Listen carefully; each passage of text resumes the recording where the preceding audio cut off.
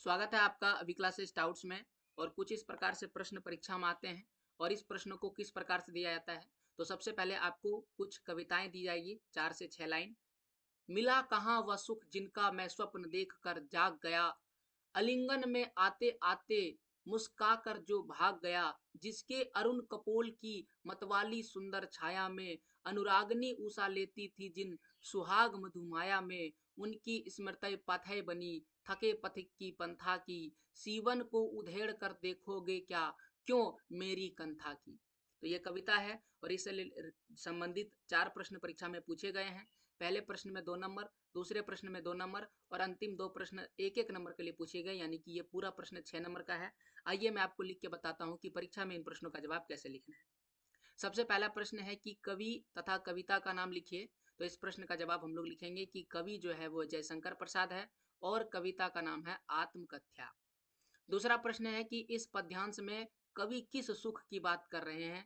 इस प्रश्न का जवाब में लिखेंगे कि इस कविता के माध्यम से कवि जयशंकर प्रसाद उस सुख की चर्चा कर रहे हैं जो उन्हें प्राप्त ना हो सका, यानी वैसे सुख जो उनको प्राप्त होना चाहिए था लेकिन नहीं प्राप्त हो सका, अर्थात प्राप्त होते होते रह गया, यानी वह सुख जो प्राप्त होते होते रह गया।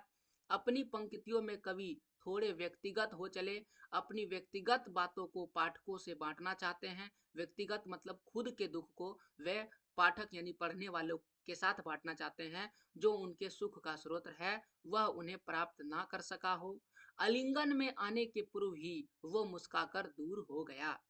तो ये था इस सवाल का जवाब। अगला प्रश्न है, स्मृति को पाथेय बनाने में कवि का क्या आशय है। इस प्रश्न का जवाब लिखेंगे, स्मृति स्मृति मतलब पुरानी याद होता है। स्मृति को पाथेय बनाने से कवि का आशय है उसी सुख स्रोत को स्मृति के सहारे वे अपनी बची जिंदगी काटना चाहते हैं, यानी जो सुख उनके जिंदगी में था उसी सुख को याद कर करके बचे हुए जिंदगी को वो बिताना चाहते हैं। वे स्मृति ही उनके शेष जीवन का सहारा है, क्योंकि उनके बीच सहारा देने वाला कोई नहीं बचा है। इन पंक्तियों से कवि जयशंकर प्रसाद अपने छायावादी होने का प्रमाण बखूबी दिया है। किसी की स्मृति मात्र के सहारे जीवन यापन करना छायावादिता नहीं है तो और क्या है। तो ये हो गया ग नंबर के सवाल का जवाब। अब है अंतिम प्रश्न, कंथा का यहाँ क्या अर्थ है। इस सवाल का जवाब लिखेंगे कि यहाँ कंथा का अर्थ एक प्रकार के वस्त्र से है।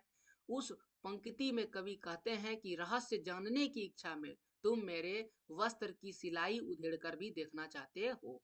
तो यहाँ पर लोग रहस्य जानने के लिए कहाँ तक नहीं चले जाते हैं।